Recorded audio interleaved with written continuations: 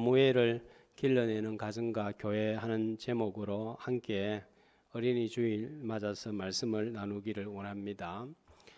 지난 25일을 기점으로 거리두기 제한, 또 실내 마스크 착용, 또 음식물 섭취가 점차로 해지가 되고 또 검토가 되면서 일상으로 복귀가 되고 있습니다.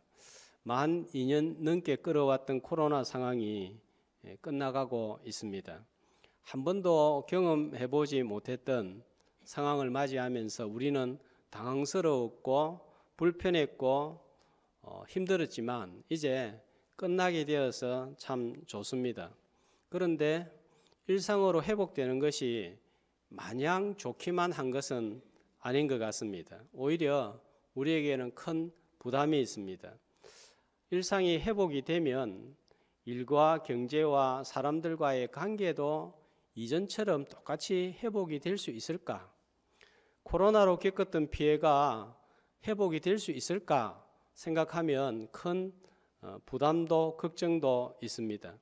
코로나 상황이 끝나고 나면 기업, 소상공인, 직장인을 비롯해서 모두가 코로나 청구서를 받게 될 것입니다. 아마 그 가운데 교회가 가장 비싼 청구서를 받지 않겠나 생각합니다. 교회는 그동안 모이지 못했고 행사도 제대로 못했고 전도도 하지 못했습니다. 그래서 그 청구서가 더욱더 크게 느껴질 것인데 교회 가운데서도 주일학교가 제일 비싼 청구서를 받게 될 것입니다.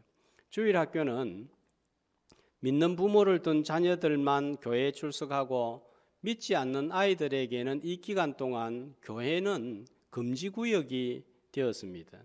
교회마다 주일학교 출석률이 3분의 1 이하로 떨어졌습니다.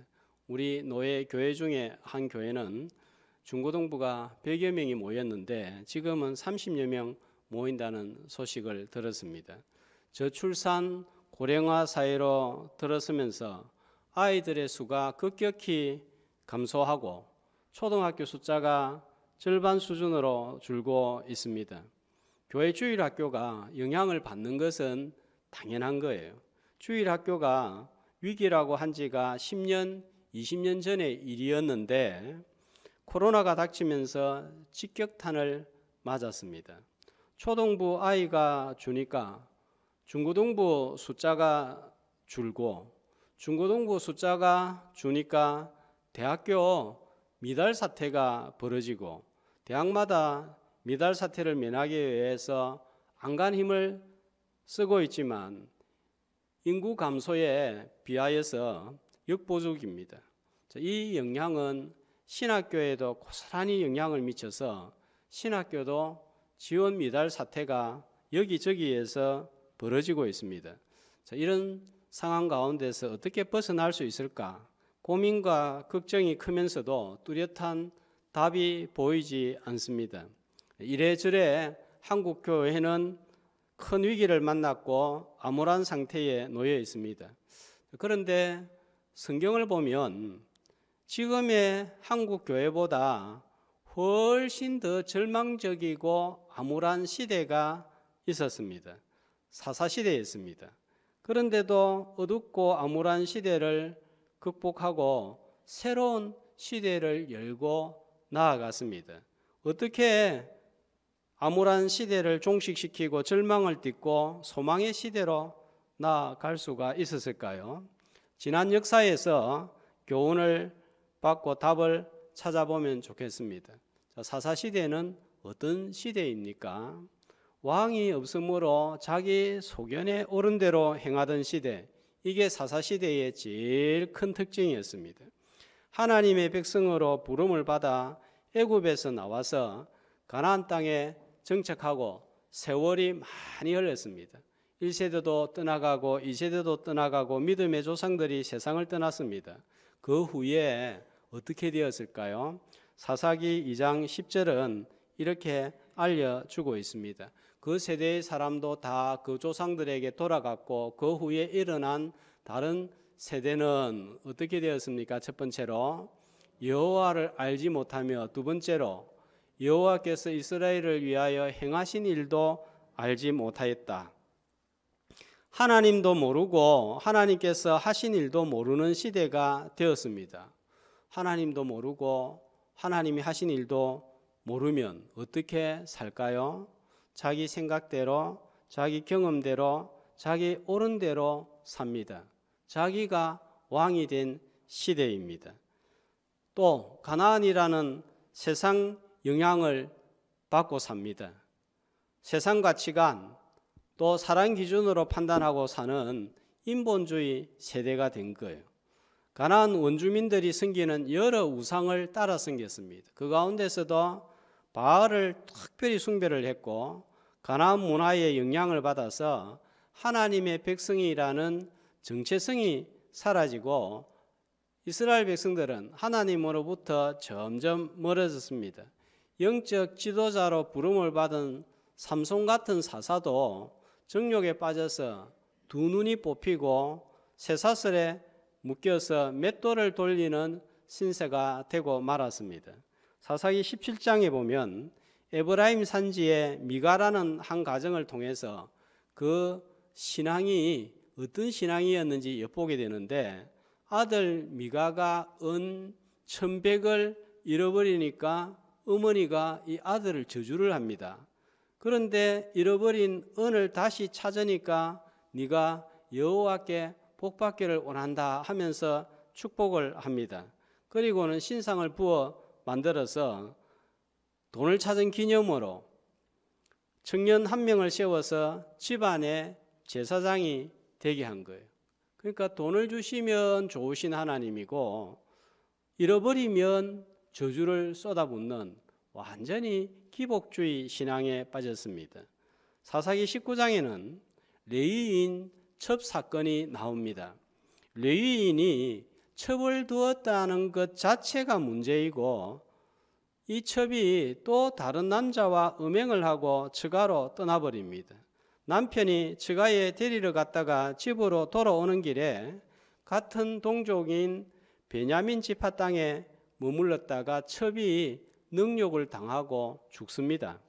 아내를 잃은 레위인은 너무나 억울한 나머지 아내의 시체를 12토막을 내어서 12지파에 하나씩 보내어 만행을 고발하는 엽기적인 행각을 벌입니다. 이로 인해서 이스라엘 동족끼리 죽이는 피비리 나는 전쟁이 벌어지고 분열하는 거예요. 룻기 1장은 우리가 너무 잘 아는 말씀인데 흉년이 닥치니까 나오미 가정이 믿음의 땅 베들레헴을 떠나서 모압 땅 이방 땅으로 이사를 가버립니다. 믿음보다 먹고 사는 게 더 중요했던 거예요. 자, 이것이 사사시대입니다. 영적으로, 도덕적으로, 종교적으로 타락하고 분열하고 어두웠던 암흑기였습니다. 한국 교회가 암울하다고 하고 또 어둡다고 하는데 사사시대와 비교해 보면 지금이 훨씬 나은 거예요. 사사시대는 그렇게 암울한데도 불구하고 극복하고 새로운 시대로 나아갔습니다. 여기에 우리 소망이 있는 거예요. 사사시대보다는 지금이 나은 거예요. 그러니까 우리가 회복될 가능성이 더 있는 것입니다. 어떻게 사사시대라는 어두운 상황을 마감하고 하나님께서 왕이 되어서 다스리는 신정국가를 건설할 수 있었을까요? 자, 오늘 본문은 그 새로운 시대의 서막을 알려주고 있습니다. 사무엘이라는 한 아이로 말미암아 하나님께서 왕이 되어 통치하는 새로운 시대, 새로운 국가, 자기 소견이 아니라 말씀에 옳은 대로 행하는 새로운 역사가 시작되는 것을 알리고 있습니다. 오늘은 어린이 주일입니다. 한 명의 어린이가 얼마나 중요한지, 어린아이 한 명이 얼마나 대단한 역사를 이루어내는지를 살펴보고 우리 가정과 교회가 사무엘 같은 아이를 길러서 가정을 새롭게, 교회를 새롭게, 시대를 새롭게 하는 역사가 일어나기를 주님의 이름으로 축복합니다. 자, 사무엘 하면 우리에게 너무 잘 알려져 있는 인물입니다. 사무엘은 사사시대 말기의 인물로서 마지막 사사였고 선지자였고 또 제사장이었습니다. 예레미야 15장 1절 말씀해 보면, 자, 예레미야가 말씀을 전할 때 사무엘과 동등하게 다룬 사람이 누구냐 하면 누구예요? 모세입니다. 모세에 필적한 인물이 사무엘이었습니다. 사무엘을 통하여서 사사시대에는 경험하지 못했던 놀라운 일들이 일어나서 영적으로 공동체가 새로워지고 국가가 새로워지는데요. 한 장을 넘겨서 3장 1절 말씀을 보시면, 자, 이 시대에는 어떤 시대입니까? 1절 말씀해 보면 이 시대는 한마디로 말하면, 자, 하나님의 말씀이 어땠다고요? 희귀했다. 말씀이 제대로 드러나지 않는 시대. 말씀이 제대로 안 드러나면 이 시대는 영적으로 어두운 시대예요. 자, 그런데 3장 1절 21절 말씀해 보면 하나님이 사무엘에게 나타내시는데 무엇으로 나타내십니까? 여호와의 말씀으로. 자, 이 하나님으로부터 전해받은 말씀을 사무엘이 3장 19절에서 자, 전했을 때 어떤 일이 일어나는가 보면요. 어떤 일이 일어납니까? 사무엘의 말이 하나도 땅에 떨어지지 않고 역사가 일어나는 거예요. 자, 4장 1절에 보면 이런 하나님의 말씀이 사무엘의 입을 통하여서 어디에 전파됩니까? 그냥 이스라엘이 아니고 온 이스라엘에 말씀이 영향력을 발휘하니까 사무엘상 7장에 가면은 놀라운 일이 일어납니다. 어떤 일이 일어나는가 하면 미스바 대회개 운동이 일어나는 거예요. 우상 숭배에 빠져 있었던 백성들을 불러 모아서 금식하고 회개하고 끊어진 예배를 드리고 하나님께 부르짖었습니다. 백성들이 우상을 버리고 하나님께 돌아왔습니다. 자, 그 결과 사무엘상 7장 14절을 보시면 어떤 일이 일어났는지 이렇게 말씀하는데요. 자, 어떤 일이 일어났습니까? 블레셋 사람들이 이스라엘에게서 빼앗았던 성읍이 에그론부터 가드까지 이스라엘에게 어떻게 됐다고요? 회복이 되었다 했고, 또 그 사방 지역을 블레셋 사람들의 손에서 도로 찾았고, 땅을 잃어버렸는데 찾은 거예요. 그리고 이스라엘과 아모리 사람 사이에 어떤 일이 있었습니까? 평화가 있었다. 그리고는 블레셋과의 전쟁에서 이길 수 없는데 승리를 하고 난 다음에 기념하기 위해서 돌을 하나 딱 세우고 이름을 붙이는데 어떤 이름을 붙이는가 하면요, 에벤 에셀, 하나님께서 여기까지 도우셨습니다 하는 고백으로 이름을 붙입니다.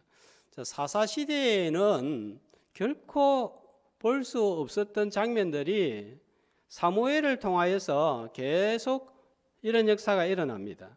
그리고 사울과 다윗 왕에게 기름을 부어 왕을 세워서 하나님이 통치하시는 신전 왕국 시대를 연 장본인이 바로 사무엘입니다. 사무엘을 통하여 말씀이 증거되고 대회개 운동이 일어나고 전쟁에서의 승리와 잃어버린 땅의 회복과 평화와 왕을 세우는 일을 통하여서 사사시대가 물러가고 새로운 시대가 열은 거예요. 이런 인물이 어떻게 세상에 나오고 길러졌을까요? 우리의 자녀들과 또 손주들, 우리 교회의 주일학교 아이들을 이런 인물로 키운다면 코로나 시대가 아무리 절망스러워도 소망이 있습니다. 문제는 어떻게 길러내느냐 하는 것입니다. 어떻게 길러낼까요? 사무엘이 어떻게 태어났는지부터 한번 살펴보겠습니다. 1장 20절로 돌아오면 아들이 태어난 후에 어머니 한나가 이름을 사무엘이라고 지었는데, 자, 그 뜻이 무엇입니까? 내가 하나님께 기도하여 얻었다 하는 뜻입니다. 그러니까 사무엘은 어떻게 태어났는가 하면 기도로 태어난 거예요. 사무엘 같은 자녀, 손주, 주일학교 아이를 길러내는 첫 번째 일은 기도입니다. 한나 하면 기도의 여성으로 유명합니다. 한나가 기도의 여인으로 알려지게 된 사연은 우리가 너무 잘 알고 있습니다. 한나가 결혼을 했는데 자식이 없습니다. 자식이 없자 대안으로 남편 엘가나가 새로운 아내를 얻었는데 번인나이였습니다. 첩을 두어 아이를 얻기는 했는데 아이가 생겼지만 다른 문제가 발생합니다. 첩이 한나를 괴롭히는데 6절 말씀해 보면 어느 정도로 괴롭힙니까? 번인나가 그를 심히 격분하게 하여 괴롭게 하더라. 이 사람 때문에 괴롭힘 당하는 것보다 힘든 것이 없습니다. 더군다나 피할 수 없고 늘 만나야 되는 사이라면 이건 더 힘듭니다. 같은 집안에서, 같은 교회 안에서, 같은 직장 안에서 매일 얼굴을 마주치는데 그 사람이 나를 힘들게 한다. 이건 정말 우리가 견뎌내기 힘들죠. 99명이 나를 좋아해도 한 명이 나를 힘들게 하면 그 한 명 때문에 99명이 좋아하는 것보다 더 힘드는 거예요. 사람 때문에 고통당하는 아픔, 아들을 가지지 못하는 절망이 기도의 자리로 한나를 인도했습니다. 10절 말씀을 현대 성경으로 보면 한나가 이런 상황 가운데서 어떻게 반응했는지 말씀하고 있습니다. 한 목소리로 한나는 괴로운 마음으로 주님께 나아가 흐느껴 울면서 기도하였다. 마음이 괴롭고 그 괴로운 마음이 너무 심하니까 소리를 내어 울면서 기도한 거예요. 자, 고통의 눈물이 기도의 눈물방울을 만들어내었습니다. 고통의 눈물이 눈물과 울음으로만 끝난다면 그야말로 서럽고 슬픈 눈물이지만 기도의 눈물로 이어진다면 그 눈물은 하늘에서 반짝이는 진주방울로 변합니다. 기도의 눈물방울을 하나님께서 보시기 때문입니다. 자, 이런 기도를 19절 말씀해 보면 자, 하나님께서 어떻게 하셨다고 말씀하고 있습니까? 끝에 보면 여호와께서 그를 생각하신지라 기도의 눈물을 보시고 응답하셨습니다. 사무엘을 우리 집에서 또 우리 교회에서 길러내는 첫 번째 비결은 바로 기도입니다. 아이가 없는 것으로 인하여서 한나는 하나님 앞에 기도의 자리로 나아간 거예요. 자, 주일학교 아이들이 없는 현장을 바라볼 때 한나와 같이 우리가 괴로워하는 마음이 있어야 되겠습니다.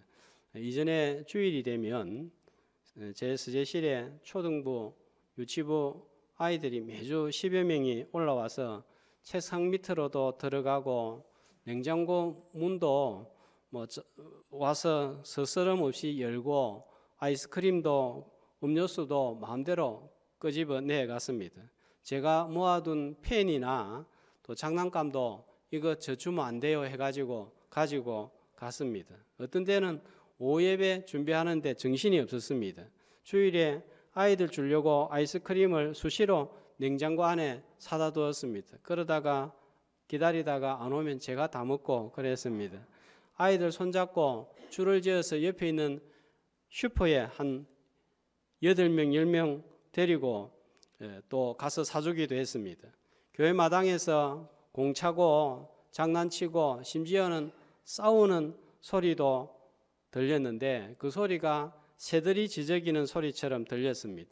아이들의 웃음과 노는 소리가 가장 아름다운 찬양이었지 않나 하는 생각도 듭니다. 지금은 보이지 않습니다. 그 소리가 들리지 않습니다. 마음이 아픕니다. 아이들이 없는 거예요. 모두가 아이가 없어서 고통하는 한나의 마음이 있어야 되겠습니다. 그런데 우리가 고통하는 것으로 머물러서는 안 되겠습니다. 아이들이 다 어디 갔나? 이렇게 말하지 말고 아파하면서 하나님께 나아가야 되는 거예요. 원인을 코로나에 찾고 사람에게서 찾지 말고 왜 아이들이 없게 되었는지, 왜 아이가 없는지 본질적인 원인을 찾아야 하겠습니다. 자, 6절 말씀해 보니까 한나가 아이가 없었던 이유, 임신하지 못했던 이유가 무엇입니까? 누가 그렇게 하게 하신 거예요? 여호와께서 그에게 임신하지 못하게 하심으로. 불임이라서, 남편에게 문제가 있어서, 질병이 있어서입니까? 물론 이런 원인들은 간접적인 원인이 됩니다. 직접적인 원인은 하나님께서 허락을 안 하신 거예요.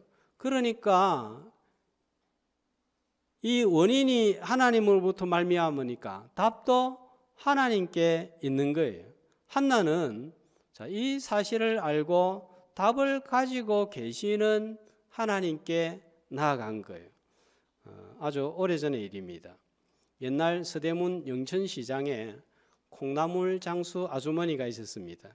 새벽에 나가서 장사를 시작해야 겨우 먹고 살 수 있었습니다.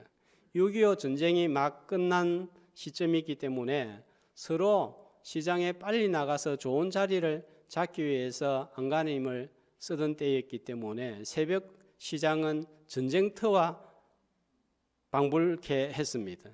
그럼에도 불구하고 이 콩나물 장수 아주머니는 시장에 나가기 전에 꼭 교회에 들려서 기도하고 일하러 나갔습니다. 나중에 고생 끝에 아들이 큰 제약회사를 설립하고 성공을 합니다. 이 아들이 나는 어머니도 가난하고 집안도 가난하고 아무것도 없는데 내가 어떻게 이렇게 큰 성공을 거둘 수 있었을까 생각을 하다가 이렇게 내가 성공할 수 있었던 것은 우리 어머니의 새벽기도 때문이다 이렇게 생각이 들었습니다. 그리고 회사 이름을 짓고 또 회사 로고를 만드는데 어떻게 할까 고민하다가 어머니의 새벽기도를 기억해서 이름을 종건당 이렇게 지었습니다. 그리고 로고도 저렇게 종으로 그린 거예요. 어머니가 기도하러 갈 때 교회에 종소리가 울렸고 그 종소리를 기억해서 저렇게 만들었어요. 유명한 제약회사가 된 것입니다. 아들에게 기도의 중요성을 보여주었더니 아들이 자라서 어머니를 잊지 않았습니다. 사무엘상 12장 23절 사무엘이 이렇게 말합니다. 한 목소리로 나는 너희를 위하여 기도하기를 쉬는 죄를 여호와 앞에 결단코 범하지 아니하고 기도 안 하는 것을 죄라고 생각합니까, 여러분? 그런데 사무엘은 기도하지 않는 것을 죄로 여기는 기도의 사람이었습니다. 자, 오늘도 무사히 그림을 한번 보겠습니다. 자, 과거에 이 그림 버스나 택시 타면 늘 자주 보았죠. 제가 어릴 때는 저게 무슨 그림인지 몰라가지고 여자아이가 무릎을 드러내놓고 기도하구나 생각했는데 바로 이 아이가 사무엘이에요. 기도의 인물이 될 수 있었던 것은 어머니 한나의 영향입니다. 기도의 어머니가 기도의 아들을 만들어냅니다. 제가 여러 번 말씀드렸지만 제가 우리 교회에 부임해서 제일 평안하고 또 마음이 즐거운 상태에서 일했던 때는 우리 교회 성도들이 새벽 기도에 40여 명이 매일 새벽에 빠지지 않고 나왔을 때 그때 뭐 특별한 거 하지 않았습니다. 그런데도 화평하고 제 마음도 즐겁고 좋았습니다. 지난번 화재가 발생을 했을 때 얼마나 우리가 놀라고 또 어떻게 해야 될지 몰랐지 않습니까? 그런데 그 코로나 상황인 가운데도 특별 새벽 기도를 하면서 하나님께 기도했습니다. 그때 정말 놀라웠던 것은 이사야 말씀이 매일 성경 본문이었는데 매일 그 한 주간 나오는 말씀이 어떤 말씀이었습니까?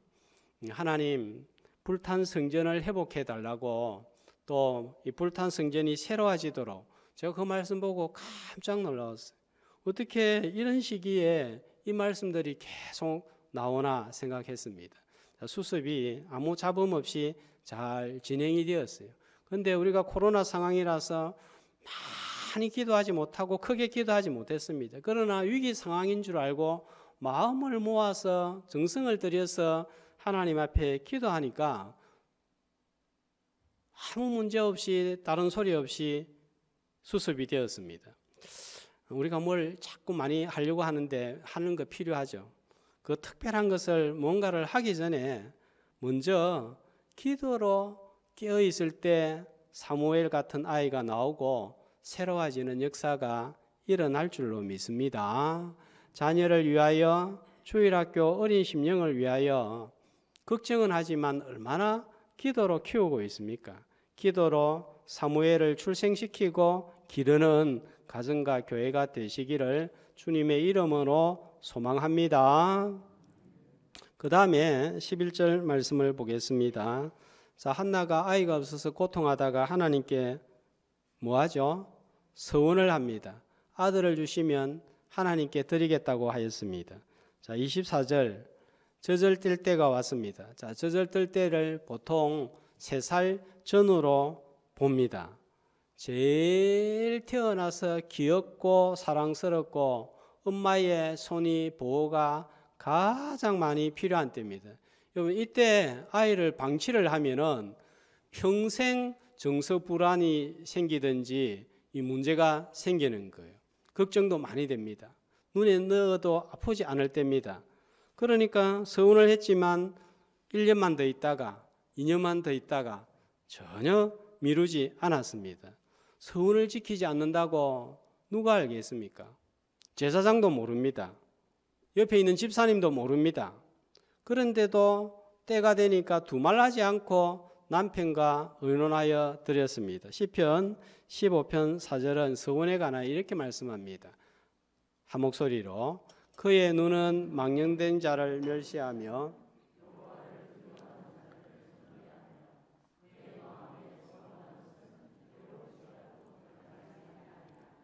그의 마음에 서운한 것은 내한테 비록 손해가 된다 할지라도 변치 말고 지키라는 것입니다. 서운은 눈에 보이지 않는 하나님과 한 약속입니다.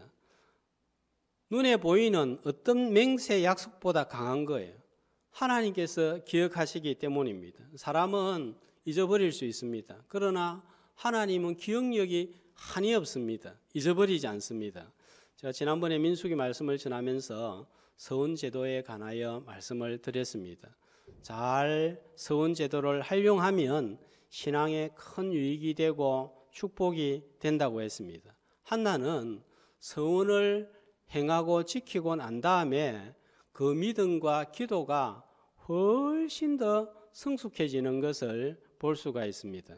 기도의 내용이 확 달라지는 것을 볼 수 있습니다. 처음에는 자기 문제 때문에, 자기의 고통 때문에 기도를 했지만 서원을 행한 후에 드린 기도는 정말 놀라운데요. 그 기도가 바로 사무엘상 2장에 나와 있습니다. 잠깐만 살펴보면 6절과 7절을 보면 여호와는 죽이기도 하시고 살리기도 하시고, 7절에 여호와는 가난하게도 하시고 부하게도 하시고 낮추기도 하시고 높이기도 하시는 분이십니다. 모든 것이 하나님의 손에 달려 있음을 확신한 거예요. 하나님의 절대 주권을 확신하게 되었습니다. 자, 그리고 10절 말씀 하반절에 보면 자기 왕에게 힘을 주시며 자기의 기름 부음을 받은 자의 뿔을 높이시리로다. 아직 왕이 전혀 세워지지 않은 때입니다. 왕이 누가 세워질지도 모르는 때입니다. 그런데 왕이 세워질 것을 바라보면서 기도하고 있습니다. 하나님께서 국가를, 나라를, 영적 공동체를 새롭게 하시는데 왕을 세워서 그렇게 할 거다 하는 것을 한나가 미리 내다본 거예요. 자신의 고통 때문에 시작한 기도가 어떤 것으로 바뀌었습니까? 하나님의 뜻이 성취되는 것을 바라보며 기도하는 깊은 기도의 세계로 들어가게 되었습니다. 이 기도에서 근거해서 나중에 누가복음 1장에 보면 마리아의 손가라고 유명한 기도가 또 나오고 있습니다. 사랑과도 약속을 했으면 지키는 것은 당연합니다. 하나님과의 서원을 지킴으로 우리 집에서 사무엘이 나오고 우리 교회에서 사무엘이 나오는 역사가 일어나기를 소망합니다. 자, 그 다음에 이 한나의 신앙의 놀라운 점은, 한나가 이런 사무엘을 길러낼 수 있었던 놀라운 점은 도무지 우리 같으면 인정할 수 없는 영적 권위를 인정한 거예요. 14절 말씀을 보시면 한나가 우물우물하면서 고통하면서 기도하는 모습을 보고 제사장 엘리가 뭐라고 하죠? 언제까지 술 취해 있을래? 술 그만 마시라 했습니다. 아마 다른 사람 같았으면 마음에 큰 상처를 받았을 거예요. 제가 우리 집사님이나 성도님 가운데 낮에 힘들어가지고 우물우물 하면서 기도하고 있는 모습을 보고 집사님 이제 술 끊으세요, 포도주 그만 마시세요 했으면 어떻게 되었을까요? 다시는 성전에 올라오지 않을란다, 교회 안 올란다 하고 내려가 버릴 수 있습니다. 목사님이 술 취하는 소리하고 기도하는 소리도 구분을 못하나 어떻게 성도의 아픈 마음을 이렇게도 모르나 떠나버릴 수 있습니다. 그런데 15절에 보면 한나가 제사장 엘리를 어떻게 호칭하고 있습니까? 네 주여. 그리고 수년이 흘렀습니다. 26절에 뭐라고 제사장을 호칭하고 있습니까? 역시 네 주여. 모자라 보이는 제사장이라도 하나님께서 세우신 줄 알고 영적 권위를 인정을 했습니다. 자, 그랬더니 2장 20절 21절로 한번 가보겠습니다. 자, 어떤 일이 일어나죠? 20절에 보면 자, 어떤 일이 일어납니까? 엘리 제사장이 뭐합니까? 엘가나와 그의 아내에게 축복했어. 자, 축복을 하니까 21절에 어떤 일이 일어납니까? 임신을 했는데 세 아들과 두 딸을 낳았습니다. 한 명의 자녀도 없었던 가정에 6명의 자녀를 허락하신 거예요.